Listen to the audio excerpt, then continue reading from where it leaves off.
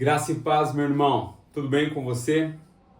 Novamente estamos aqui para refletir sobre oração, sobre a sua vida de oração, sobre a minha vida de oração.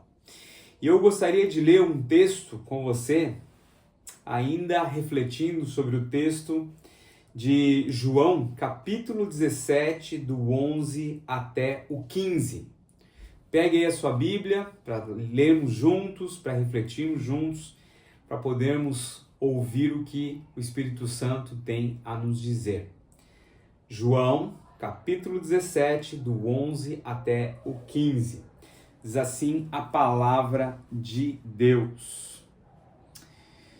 Não ficarei mais no mundo, mas eles ainda estão no mundo, e eu vou para ti. Pai Santo, protege-os em teu nome, o nome que me deste, para que sejam um, assim como somos um.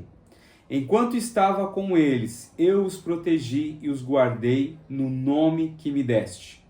Nenhum deles se perdeu, a não ser aquele que estava destinado à perdição, para que se cumprisse a Escritura. Agora vou para ti, mas digo estas coisas enquanto ainda estou no mundo, para que eles tenham a plenitude da minha alegria. Dei-lhes a tua palavra e o mundo os odiou, pois eles não são do mundo, como eu também não sou. Não rogo que os tire do mundo, mas que os protejas do maligno. Amém? Vamos orar juntos? Pai querido, nós queremos nos alegrar porque um dia o Senhor orou por nós, sabendo de todas as lutas, de todas as situações difíceis e até mesmo as alegres que nós passaríamos. Que nós possamos ser um, assim como o Senhor é um e assim como o Senhor deseja que nós também sejamos. Em nome de Jesus que nós oramos. Amém. Querido irmão, Spurgeon, o grande evangelista, ele disse certa vez que ninguém pode me fazer um carinho mais verdadeiro neste mundo do que orar por mim. Você consegue imaginar esse carinho de alguém parar tudo no seu dia e orar pela sua vida, orar por você, orar pelas suas aflições, pelos seus problemas, pelos obstáculos que acontecem no dia a dia? Isso é uma forma de carinho, isso é uma forma de amor.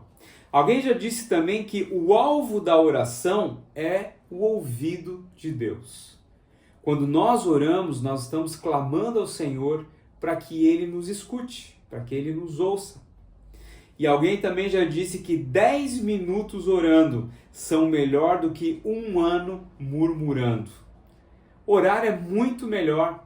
Orar é muito mais gostoso do que ficar reclamando durante um tempão, né? Ó vida, ó céus, por que isso acontece comigo quando nós podemos orar ao Senhor e colocar diante dele os nossos problemas?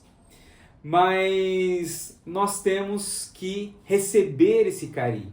Se Spurgeon disse que alguém que ora por ele lhe faz um carinho, você consegue imaginar o que seria Jesus ou o que é Jesus orando por você e por mim?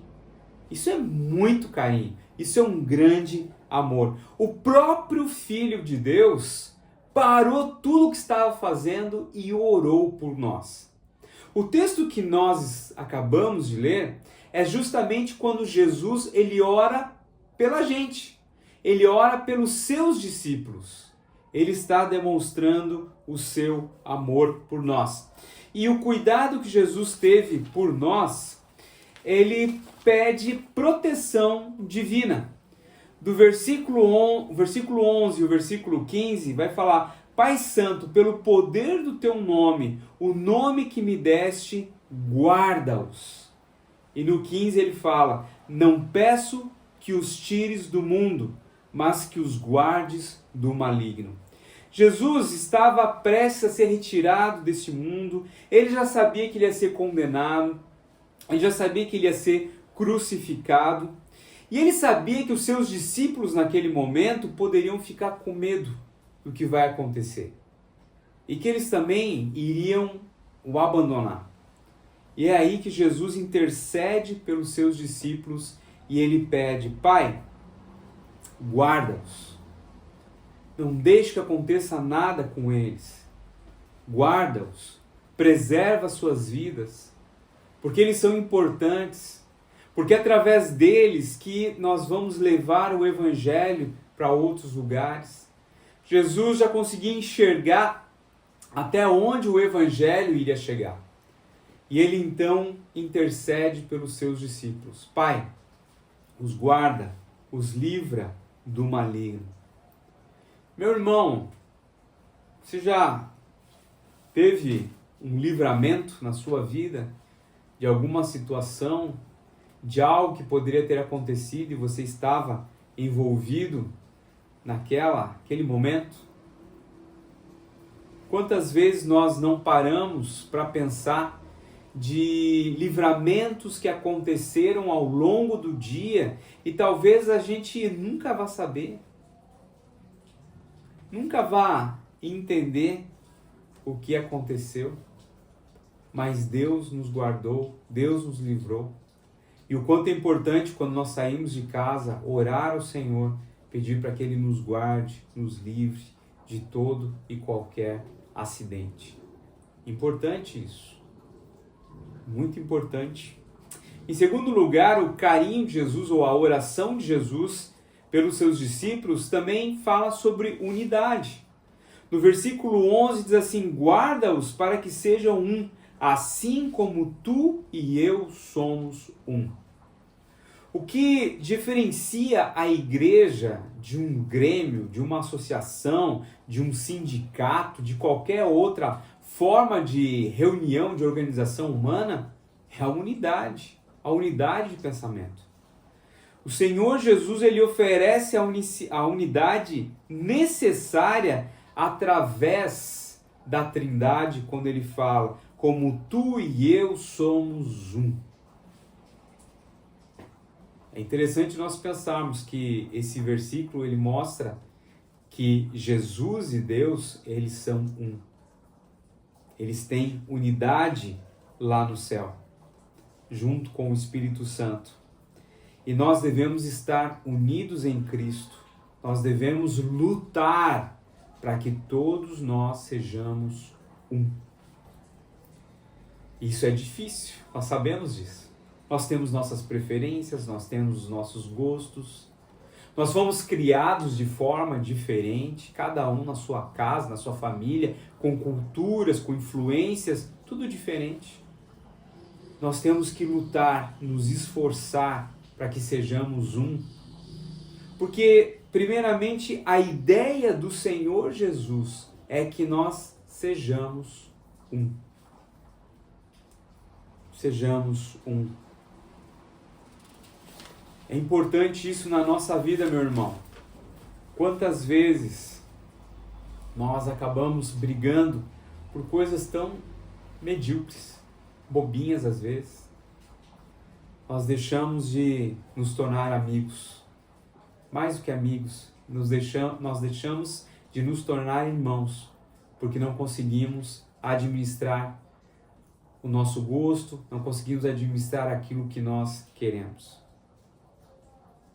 Nós precisamos ser uma unidade, né, de combate, de luta contra o pecado e às vezes até mesmo contra os nossos pecados, as nossas preferências, para que o corpo de Cristo avance. Importante isso. Em terceiro lugar, o Senhor Jesus também ora por alegria. No versículo 13 ele diz assim: mas digo isso enquanto estou no mundo, para que o coração deles fique cheio da minha alegria. Jesus ele ora para que nós sejamos alegres, felizes, plenitude, ser cheio da alegria. Um dos cuidados do Senhor Jesus foi justamente pedir ao Pai para que tivéssemos alegria na nossa vida. E isso talvez seja aquela motivação que nós precisamos para começarmos a orar. Senhor, me dá alegria, me ajuda a ser alegre, me ajuda a ser uma pessoa mais feliz. Jesus não pede ali fiapo de alegria, dá um pouquinho só de alegria para eles, dá só alguma coisinha aí para eles ficarem, né, contentes. Não, Jesus pede plenitude para que o mundo, mas digo isso enquanto estou no mundo, para que o coração deles fique cheio de alegria. Você é uma pessoa alegre, meu irmão? Você é uma pessoa feliz? Se você não é, você precisa clamar a Jesus, que te encha de alegria. Estar com Cristo, às vezes, nos faz passar por problemas, por provações, e muitas vezes o nosso coração ele é abalado por causa disso. Mas mesmo nas situações difíceis, nós podemos pedir ao Senhor que nos dê alegria. Eu sempre lembro de uma história muito interessante de um grupo de homens que foi deixado num determinado local por um barco inglês. Isso no tempo das grandes navegações e da formação de colônias e tudo mais. E aquele grupo foi deixado num local para estabelecer uma colônia e eles deveriam caçar para conseguir, primeiramente, o seu alimento, né? Não tinha outro jeito. Eles iam ter que caçar, eles iam ter que desbravar aquela terra que não tinha absolutamente nada. Então, o navio chega, deixa eles lá na praia, eles descem com as coisas, com as armas, e o navio então se despede deles, o pessoal, e o navio vai embora. Quando o navio está indo embora, é que eles resolvem abrir os baús e tudo mais, e descobrem que a munição, a pólvora, tinha ficado dentro do navio, que as armas não serviam para nada.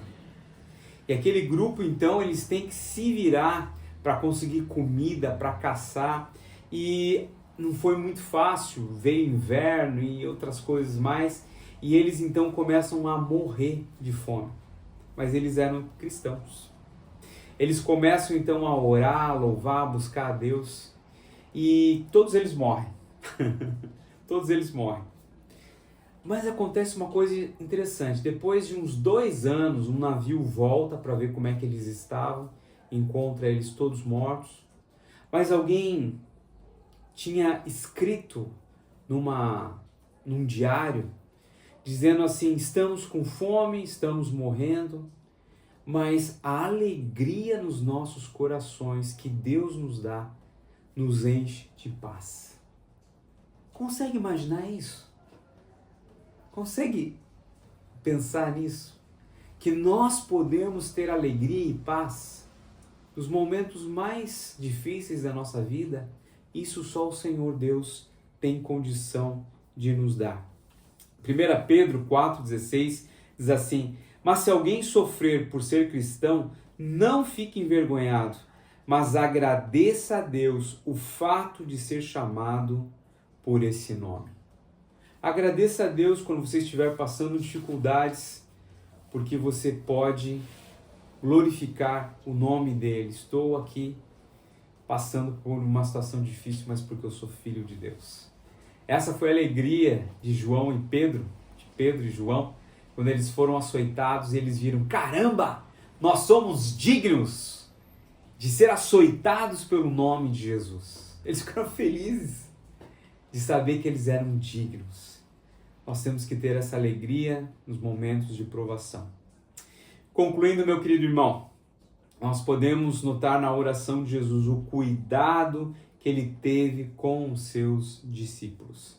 Eles sabiam que eram pessoas que levariam o evangelho adiante e não era uma oração interesseira, mas era uma oração de cuidado, uma oração de quem ama, uma oração de quem foi capaz de passar pela cruz por amor a esses discípulos.